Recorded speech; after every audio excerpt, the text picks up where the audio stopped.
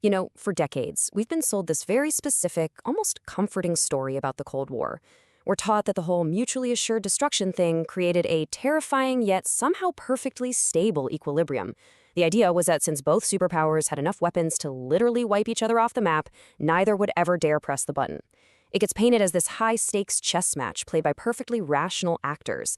But when you actually look at the declassified documents, they reveal a completely different, way more chaotic reality. We didn't survive because of some smooth, static peace. We survived by the absolute skin of our teeth. Welcome to this explainer, where we're going to uncover the actual, deeply classified turning points that kept the Cold War from turning into World War III. So, how did we actually survive? Well, let's dive right in, because the answer definitely isn't a simple, mathematically perfect stalemate. When you start digging into the primary sources and declassified memos, you quickly realize our survival came down to a terrifying series of hidden, highly specific turning points. We're talking about omitted strategic options, massive intelligence hoaxes, rogue field commanders operating completely in the dark, and secret diplomatic maneuvers that the public knew absolutely nothing about. The margin for error was virtually non-existent. To really get a grasp on this, we're going to take a quick chronological tour of declassified history, from 1949 to 1969, to see how the nuclear threat evolved. We'll hit early plans and omitted options, unmasking the missile gap, tactical nukes in Cuba, France's independent nuclear trigger, and wrap up with the Sino-Soviet nuclear crisis. All right, Section 1, Early Plans and Omitted Options. Let's rewind to the late 1940s and early 50s. American nuclear planning back then was largely theoretical, sure, but the expected destruction? Oh, it was very, very real. In early 1949, before the Soviets even tested their first bomb, the U.S. Joint Chiefs evaluated a war plan called the Trojan Plan. According to the declassified files, this plan targeted exactly 75 Soviet cities with 133 atomic bombs. And we're talking Hiroshima-sized weapons here. The planners explicitly accepted that widespread catastrophic population losses were just a given, a byproduct of destroying Soviet industry and military sites. It was a strategy of absolute, devastating blunt force, designed to just shatter a nation. Fast forward to 1953, and things are shifting. President Eisenhower wants to formalize a sustainable strategy, so he locks a bunch of experts in the National War College for a top-secret exercise called Project Solarium. This is what gave us the institutionalized policy of flexible containments, pushing back on the Soviets without immediately jumping to total war. But here is the crazy part. Documents show an aborted Option 4. A fourth alternative was quietly drafted to explore actual détente, like a radical reduction of the Soviet threat through diplomacy. But actually, scratch that, it was deliberately killed before the exercise even really began. The path of perpetual military containment was chosen, and the possibility of early de-escalation was left permanently on the cutting room floor. Moving right along to Section 2, Unmasking the Missile Gap. That rigid containment policy set the stage for some intense global paranoia. By the late 1950s, the world is terrified thanks to Soviet secrecy and Premier Khrushchev's very public boasting. The U.S. genuinely believed the Soviets were mass-producing intercontinental ballistic missiles, or ICBMs. But watch how fast our intelligence had to evolve to figure out the truth. In '57, the same year Sputnik shocked everyone, the U.S. got a U-2 spy plane over a test site in Kazakhstan. By 1960, we're deploying Corona satellites for wide area coverage.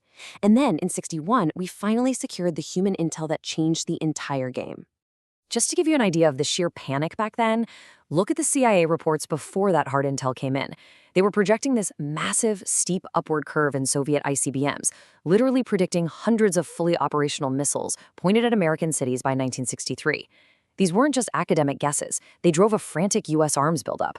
From Washington's perspective, this gap looked completely insurmountable. The clock was ticking.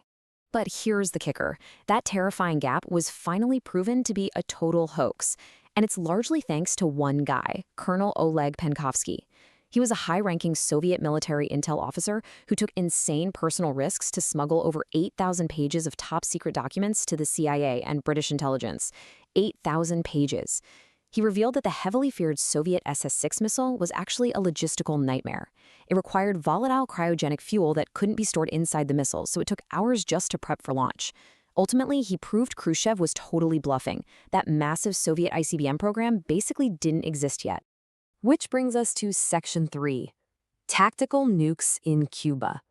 Now, calling that bluff gave the U.S. crucial leverage. But just a year later, in '62, the bluff became a very real physical standoff. We all know the standard history, right? Kennedy blockades Cuba, Khrushchev backs down, crisis averted. But a 1992 conference in Havana dropped a bombshell the public never knew. Soviet General Anatoly Grifkov admitted that local Soviet field commanders in Cuba already had the authority to fire tactical nuclear weapons without any direction from the Kremlin. The Soviets had 9 tactical nukes on the island ready to be used against a U.S. invasion force. Let that sink in. The world almost ended, not because of a calculated strategy from Moscow, but because local commanders in a tense jungle had pre-delegated authority to launch. We were literally one chaotic local skirmish away from Armageddon. All right, Section 4, France's independent nuclear trigger. While the superpowers are having this massive standoff, French President Charles de Gaulle introduces a huge wildcard. De Gaulle fundamentally did not trust the Americans to sacrifice their own cities to save Europe, so he adopted an all-azimuth strategy, essentially a massive geopolitical tripwire. Here's how it worked. Step 1. If the Soviets invade Western Europe, France independently launches its own nuclear strikes against the USSR. Step 2. This independent strike guarantees a massive Soviet retaliation, which inherently triggers against the United States as well. Step 3. The US is now instantly dragged into a full-scale nuclear war to defend Europe, whether they want to or not. The French deterrent wasn't just designed to hit the Soviets, it was deliberately built to force America's hand. Finally, Section 5. The Sino-Soviet nuclear crisis. Okay, so we've got rogue commanders in Cuba and independent triggers in Europe. But by the end of the '60s, the bipolar world just fractures entirely. Former communist allies, the Soviet Union and China, are violently clashing along the Ussuri River border in early 1969. Then, in August, the geopolitical landscape shifts completely. Declassified memos detail a highly sensitive meeting where a KGB officer secretly approached a U.S. State Department official. He asked an incredibly loaded question. How would America react if the Soviets launched a preemptive strike to wipe out China's brand new nuclear weapons facilities? I mean, talk about being backed into a corner. This forced the Nixon administration to answer an unthinkable question that would permanently shape the globe. If they said nothing, they might be implicitly greenlighting a Soviet nuclear strike on China. Henry Kissinger and his team immediately wargamed this out. Kissinger realized that if the Soviets wiped out China's nuclear capacity, Moscow would gain a massive, unchecked advantage across Eurasia. It would completely shatter the global balance of power. So the U.S. strongly and unequivocally signaled its opposition to the attack. At the exact same time, feeling the immense heat of a potential nuclear strike, Chinese Premier Zhou Enlai made key diplomatic concessions.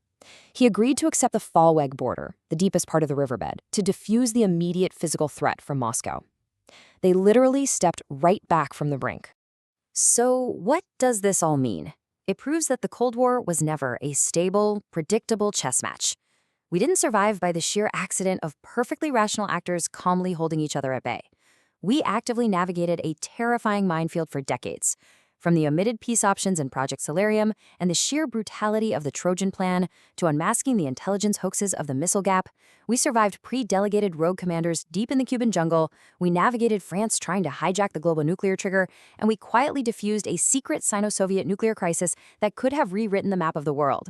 The balance of history is incredibly delicate, and looking back at all this declassified evidence, it leaves you with a truly haunting question to take away. If avoiding World War III required unmasking bluffs, stopping rogue triggers, and fielding secret KGB inquiries back then, what covert crises are being navigated behind closed doors right now that we won't learn about for another 30 years? Thanks for joining this explainer, and keep questioning the history we think we know.